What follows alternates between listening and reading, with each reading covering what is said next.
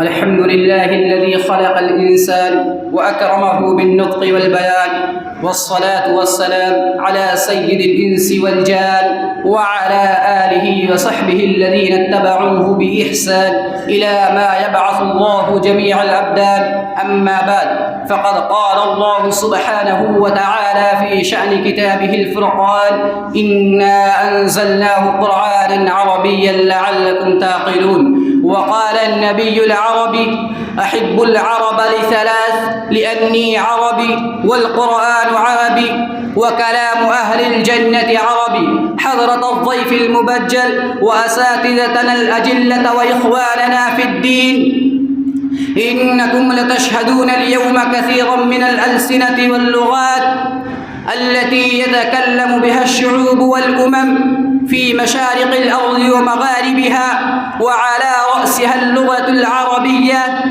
فإنها لغة الجنة والملأ الأعلى، ولغة الملائكة والرسل، ولغة الصحف القديمة الأولى، ولغة القرآن الكريم، ولغة النبي الخاتم، ولغة الصحابة والتابعين، ولغة العلماء السابقين والآخرين، ولغة الإسلام والمسلمين.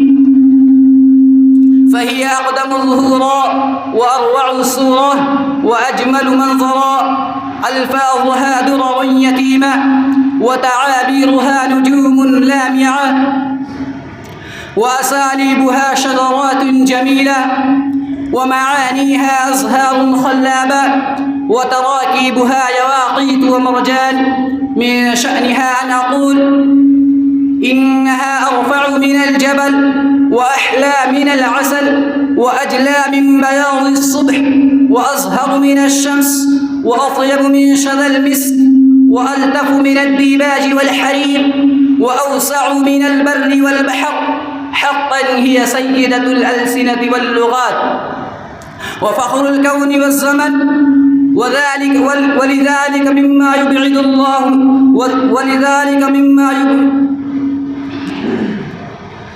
ولذلك اختارها الله تعالى لتكون بياعا لكتابه الخالد، ونطقا لرسوله الخاتم، ولغة لدينه الآخر.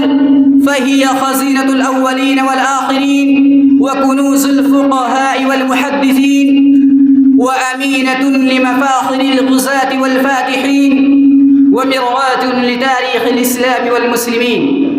إخواني الطلبة، وبعد عهد الرسالة والسحابة رفع التابعون وأتباعهم لواء العربية، ونشروها في مشارق الأرض ومغاربها، إلى أن أكب العلماء قرنا بعد قرن على خدمتها لجمع قواعدها ومفرداتها، وضبط معانيها وأساليبها، وتسجيل تعابيرها وكلماتها، وشرح أوابدها ومشكلاتها، والحفاظ على نضجها وأصالتها، إذ فإنهم تعتقدون أن الرغبة فيها مسؤولية شرعية وفضيلة عظمى، والإهمال بها جريمة نكرا وخيانة لله ورسوله، وذلك مما يبعدهم عن الكتاب والسنة ويدفعهم في مستنقع الجهل وهوة السقاء.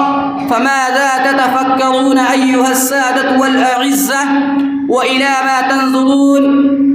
ألم يكفكم ما تقدم من عظمتها في الماضي ودورها في الحاضر وأهميتها في الشريعة والدين؟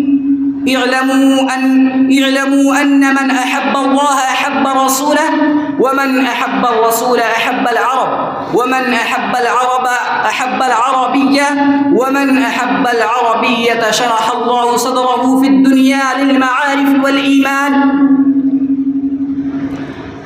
وأسكنه في الآخرة فسيح الجنان. نعم، قوموا واحصلوا عليها وابذلوا في سبيلها كل ما في وسعكم من نفس ونفيس وغال ورخيص، واتقنوا فيها فإنها من دينكم وإيمانكم. والسلام عليكم ورحمة الله وبركاته.